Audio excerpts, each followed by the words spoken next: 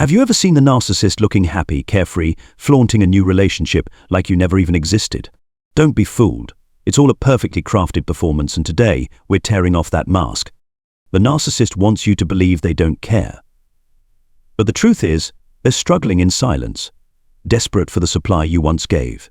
Behind the calm exterior lies a void they can't fill, a regret they'll never admit, not because they loved you, but because you were the mirror reflecting everything they lacked.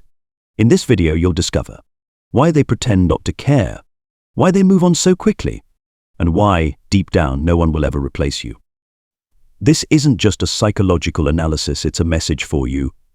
The one who gave genuinely, who's now seeking healing and strength to move forward. So if you've ever felt like the loser, stay with us through this video. You'll realize you were never just a memory. You are their greatest loss. Don't forget to like, subscribe, and turn on the notification bell so you won't miss powerful insights to help you rise after narcissistic abuse. Now, let's go deeper. If the introduction stirred something in you, that subtle doubt about the picture-perfect image they're projecting, then this part will take you straight into the heart of the matter. Why does the narcissist have to pretend they don't care? Because if they admit they miss you, they're weak. If they admit they regret, they lose control. And for a narcissist, control isn't just a preference, it's survival. So they perform. They build a cold, detached persona, indifferent, emotionless, unbothered. They cut you off. They vanish. They flaunt someone new just weeks after leaving you, all to send one message: I'm fine. Are you? But beneath that calm exterior is chaos. The narcissist doesn't have a stable sense of self, only a false identity they must protect at all costs. They can't afford to admit failure because their entire world is built on the illusion of superiority, that they're untouchable, always winning, never needing anyone. To admit regret is to admit they lost something valuable, and that would shatter their illusion. Here's the truth. Their coldness isn't strength, it's the clearest sign of weakness. Emotionally mature people can say, I messed up. They can sit with the discomfort, learn, grow, and move on. But narcissists can't. They're stuck in a loop of denial. They can't face themselves because if they do, they'll have to face everything they've been running from. So instead they act. They act like they don't need you, like you never mattered, like they've already moved on and upgraded. But in reality, you still hold the power because you can sit with your pain, process it, and heal. They can't. They keep running, jumping from person to person, mask to mask, hoping the next supply will fill the void you left. And just because they look fine doesn't mean they are. Psychologists call it the false self, a carefully constructed shell built to function in society, but hollow inside. When a narcissist loses someone like you, someone who loved deeply, genuinely, and without conditions, they don't just lose a partner. They lose a mirror. They lose the reflection of value they couldn't create on their own. They'll never admit that to you. They won't text you at 2 a.m. saying, I miss you. They won't post, if I could go back, I'd do it differently. They'll go silent. But silence doesn't equal peace. Silence is pain in disguise, a pressure cooker of all the things they can't bring themselves to say. And once you start to see this, the pain starts to fade, because their silence no longer means you were insignificant. Quite the opposite, it means you were too significant for them to process. You touched something in them they're still terrified to face. The narcissist pretends not to care because that's the only way they know how to survive without being exposed. But the truth is still there. And if you're strong enough to face it, you're already miles ahead of them. Once you become clear-eyed enough to recognize that their coldness was nothing more than a performance, you'll start to see something even deeper. The narcissist is actually feeling regret. But don't mistake it for the kind of regret you once hoped for. It's not the soulful kind. It's not the late-night apology. It's not the tearful admission of I messed up and I lost something real. No. For the narcissist, regret isn't born of love, it's born of loss. And not the loss of you, but the loss of what you provided. They regret losing their supply. They miss the control. They miss feeling important. They miss having someone who forgave them, tolerated them, and made them feel like the center of the universe. They don't miss you. They miss how they felt when they were with you. This is essential to understand. Their regret is not about your pain, it's about their deprivation. And in the emptiness that follows, they may try to test the waters again. A random text, a vague social media post, a coincidental run-in. But behind each action lies a question: do I still have power over you? If you still react even with anger or confusion, they'll feel like they've won. If you stay silent but continue to watch, they can feel that energy. If you keep replaying the story, waiting for closure or some kind of remorse. You're still feeding their illusion. Real regret doesn't come with performance. It comes with silence, accountability, and most importantly, changed behavior. But narcissists don't change. They recycle. From one person to the next, one mask to another, always avoiding the emptiness they carry inside. They regret losing their place in your life, not the harm they caused. They regret no longer having access to your forgiveness, your kindness, your light. They don't mourn love lost. They mourn the drying up of their emotional supply. And do you know what drives them mad? It's when you stop needing them. When you no longer chase closure. When you start building a life where they're not the centerpiece. When you wake up from the illusion and realize, it was never about me not being enough, it was about them never knowing how to love. The narcissist's regret doesn't come from the heart. It comes from the ego, from the pain of losing control, from the frustration of watching you rise, become sharper, stronger, and out of their reach. They don't miss you, they miss themselves. The version of themselves they saw reflected in your loving eyes. And now, you have a choice. Will you keep waiting for an apology that's never coming? Or will you let the truth set you free, the truth that your worth was never tied to their ability to recognize it? Yes, they may regret.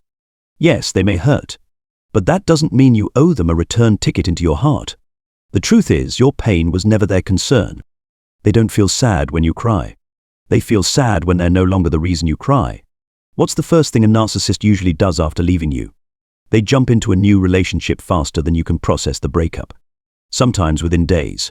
Sometimes they were already lining it up before they left. And there you are, sitting in pain, wondering, did I ever really matter? Or was I just a temporary placeholder? The truth is, you were real. The new person is just a tool to avoid feeling the loss. Many survivors of narcissistic abuse go into shock, seeing their ex seemingly happy with someone else so soon. But you need to understand the mechanics behind this. For healthy people, breakups hurt. They reflect, they grieve, they heal. But narcissists, they don't grieve. They replace. They don't process, they switch sources of supply. They don't love the new person. They're not happy. They're just desperately trying to fill the void you left behind. In fact, they might even choose someone completely opposite from you. Someone less kind, less grounded, less self-aware, but that doesn't matter. Because their goal isn't connection, it's control. The new person just needs to be easy to manipulate, willing to praise them, and let's not forget, able to make you jealous. They'll post couple photos, write romantic captions, even flaunt their real love, not because they've found happiness, but because they want you to believe you've lost. This is strategy, not romance. But as soon as the honeymoon phase ends, the pattern repeats. The new person will start to see the mask slip. They'll be gaslit, devalued, and eventually replaced. Because narcissists don't love people, they consume them like resources. You might ask, then why are they still together? Simple, the new person may not be strong enough to leave yet. Or they haven't woken up to the truth. Or they're stuck in the same trauma bond you were trapped in. Don't measure truth by their Instagram highlight reel.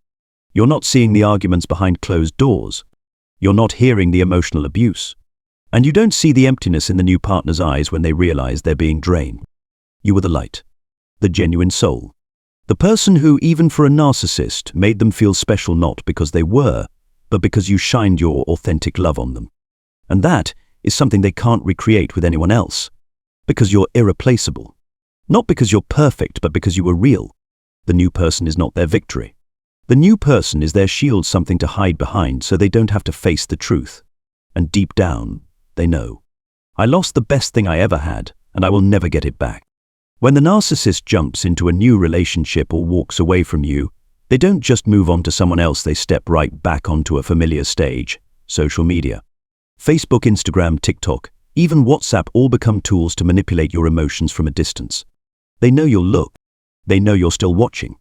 They know you're scanning for clues, reading into their photos, cryptic captions, vague stories, or even that random song they just shared. And that's when the game begins. The narcissist doesn't use social media to connect, they use it to maintain invisible control. They post romantic photos with the new person not to document joy, but to make sure you see them.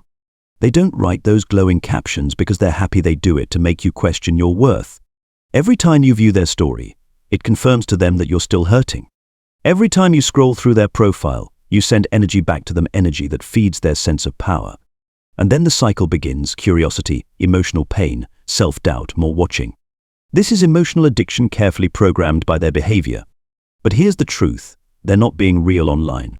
Their reality might be a cold room, forced conversations, and a tension-filled relationship, but it's all covered in filters, music, and a carefully posed smile. They're not posting to save memories. They're posting to manipulate yours. Worse, if you post your own cryptic photos, quotes, or signs that you're doing great, they'll pick up on it instantly and may reappear. Not to apologize, but to test whether you're still controllable. The more you engage, the longer the energetic cord stays intact.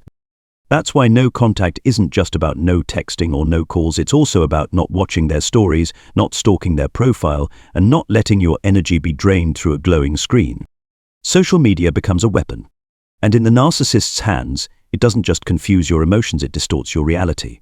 You begin to ask yourself, why are they happy so fast? Was I the problem?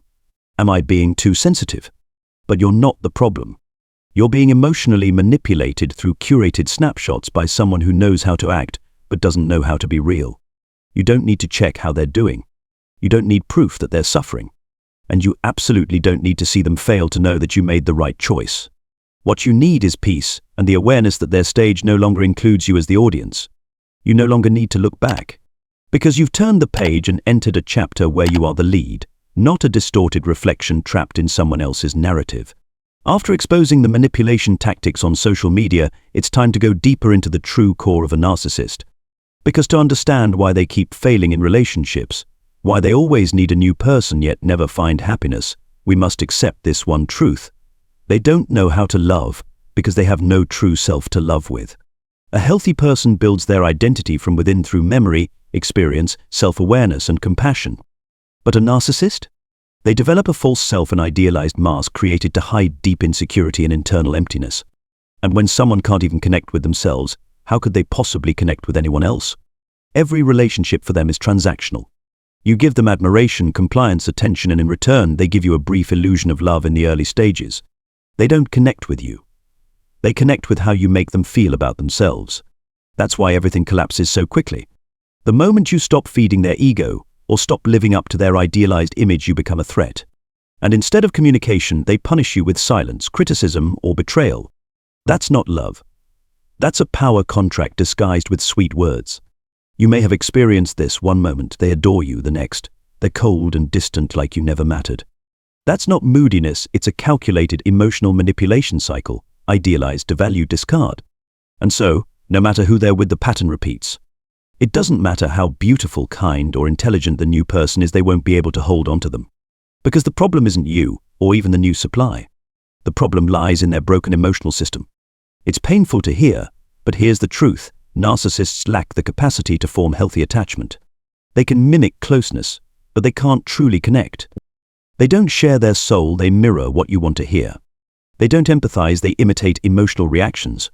You're not the only one who's ever felt crazy loving them. Many people wonder, did I fall for the wrong person? But the truth is, you loved sincerely, you just loved someone who didn't actually exist. You loved a mask, a role, a hollow self built for survival, not for love.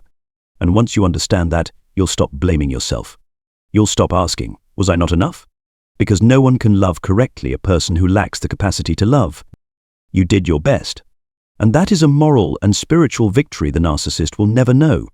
No matter how fine they appear, how much they brag about a new relationship, or pretend to be happy, they live in a constant inner contradiction. They crave love, but fear true intimacy. They chase people, but sabotage every bond. They are souls without a home, constantly running, loving, performing, yet never able to touch truth. After everything has been exposed, the masks, the manipulation cycles, the hollow core of the narcissist, you may be asking yourself, but what about me? I loved someone who wasn't real. I was hurt, drained, discarded. Can I ever truly recover? The answer is yes, but not through their apology, through your own rescue. The first step in healing is to accept a painful but necessary truth. The person you loved never truly existed. They were a carefully crafted illusion, designed to earn your trust, your love, and your compassion. You're not crazy. You're not weak. You simply have a heart that loves deeply, and that is never a flaw. From here, you must actively step out of the trauma bond. A trauma bond is a connection formed through chaos where you're pulled in by cycles of affection and abuse. It becomes emotional addiction. Your brain is conditioned to crave the good moments, even though they were never real. That's why no contact isn't just about no texts or calls. It's about cutting off the energy flow. It means no checking their socials, no constant talking about them, no sending your light towards someone who only used it to fuel their ego. Next comes the second phase, caring for yourself the way you once cared for them. Ask yourself the questions you've been ignoring. What do I need? What am I afraid of? Have I forgiven myself? Write them down. Listen. Let emotions rise and pass without judgment. You don't have to be strong the way society expects. Healing is messy. It hurts. It doesn't follow a timeline. But every step you take is one more step out of the maze they once trapped you in. Then comes rebuilding your boundaries. You were trained to erase your limits, to tolerate what you should have never accepted, to apologize for things that weren't your fault. Now is the time to reclaim those walls. Not to shut out the world, but to protect the light inside you. Learn to say no. Surround yourself with people who listen, who love without needing you to shrink. Because real love never asks you to become smaller. And finally, it's time to come home to yourself. You don't need to be perfect. You just need to return to who you are. No pretending, no proving, no chasing validation from someone who was never capable of love. You survived. And now you get to truly live. The narcissist may never come back and say, "I was wrong." But that no longer matters. You don't need an apology from someone who lacks empathy. You only need your own gaze in the mirror, the one that sees a human who walked through darkness, stepped into light, and never looked back.